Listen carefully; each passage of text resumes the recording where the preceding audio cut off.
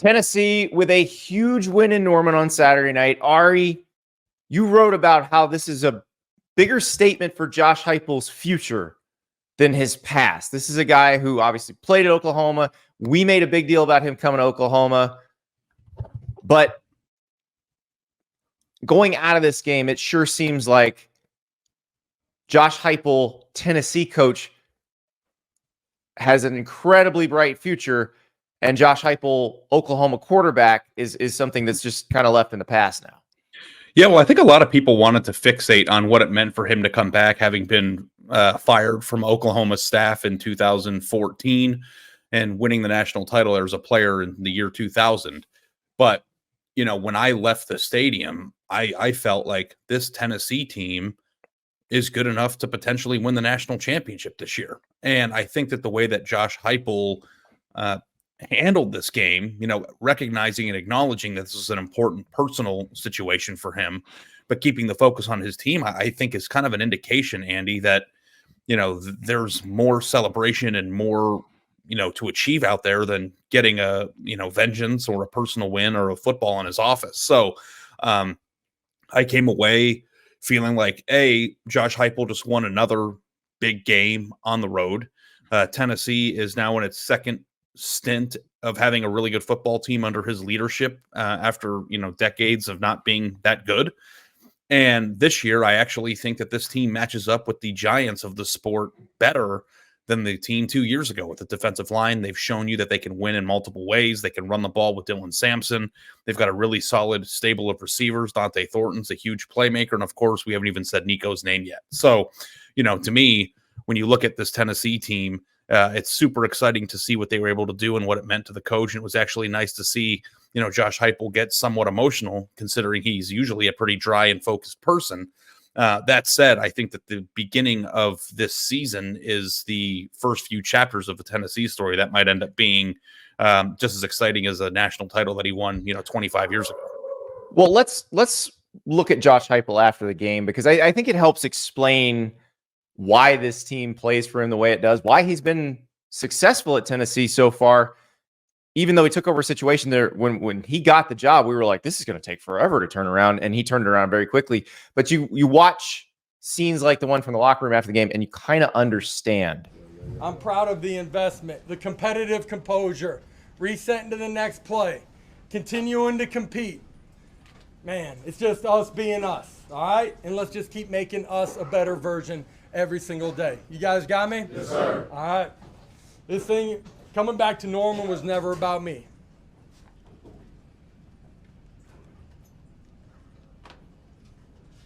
It was not. But I appreciate you all having a little extra for me.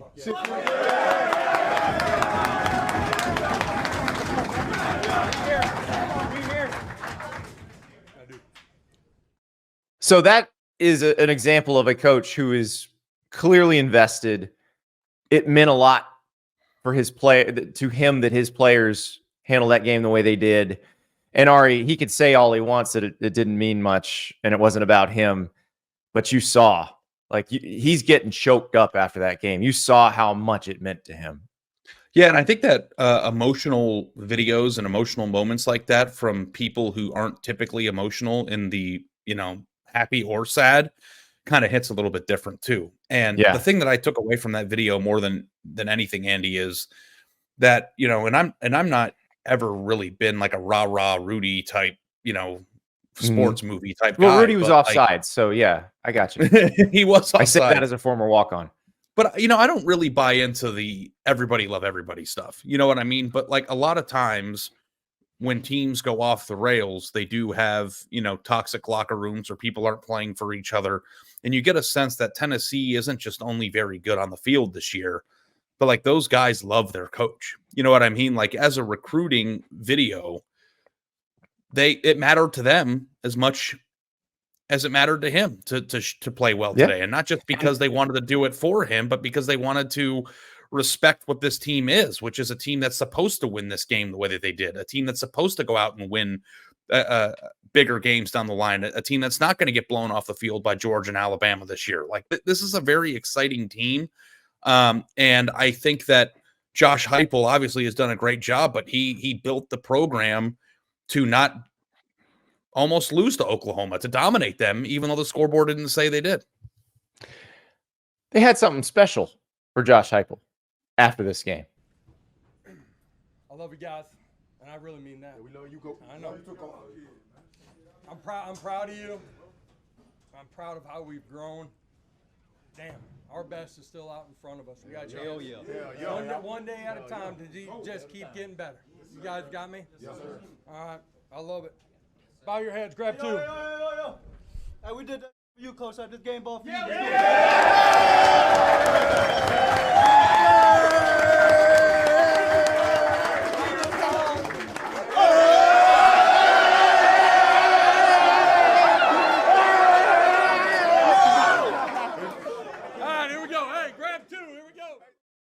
That Josh Heupel dancing, that's the stuff you're talking about right there. Because you're right, he doesn't show that very often. And it's actually good that it's portioned out, because like the used car salesman coaches try to show that stuff all the time. And like, look how cool I am. He doesn't care if you think he's cool. He cares if those guys in that locker room think he's cool. And it's cool dad more than anything else. But you saw Nico handing the ball, the reaction from the team. Like, that's one of those kind of start of the video moments, Ari, like when they do the championship retrospective video, like one of those moments where it all started.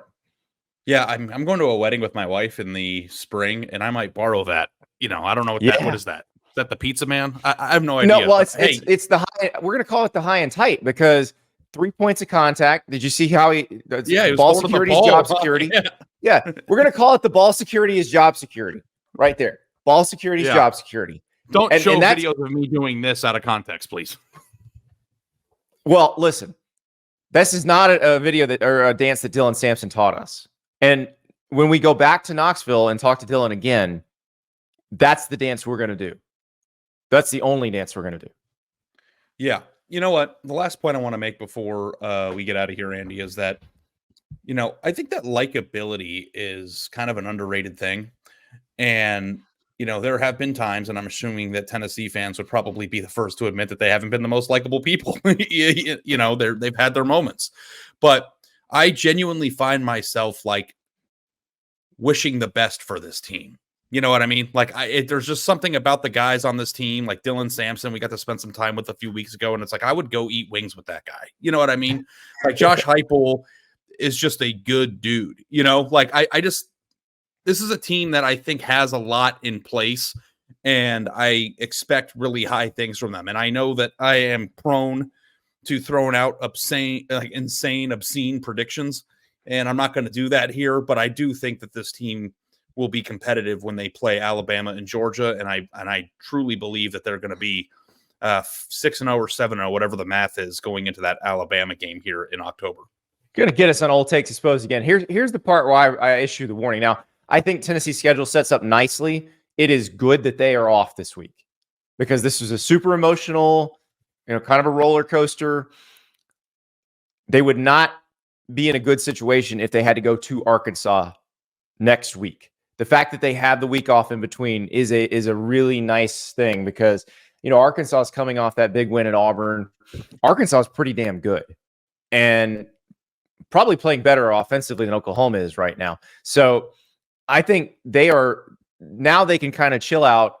They can let this win process, and they can attack that Arkansas game fresh next week. Because if they had to turn around and do it, and that's the SEC is going to do this to teams this year, where they do have a back-to-back, where they have to come off a huge win that's very emotional, and they're going to come out flat the next week. Tennessee's lucky that the schedule worked out this way. So this is good for them, but they have to make sure they hold serve. So they got at Arkansas. The Florida team that comes to them could be like, God only knows what that's going to look like. Because if Florida loses to UCF the week before, it could be Florida with an interim coach. Who knows? So then comes the Alabama, Kentucky, then comes all of that. So this is a week to get back to neutral, back to baseline levels, and then you get going. Because, but I noticed that in the messaging from Josh Heupel in the locker room, like one day at a time. It's like the cliches we never want to hear in an interview, but they talk about them because they actually work. Like if Tennessee can actually do that, because I don't think the team 2 years ago was good at that. I think they beat Alabama, and then they couldn't figure out how to get off that high and come back down to earth and get ready for Georgia. And then obviously they lost to South Carolina. This team, I think, might be more capable of that.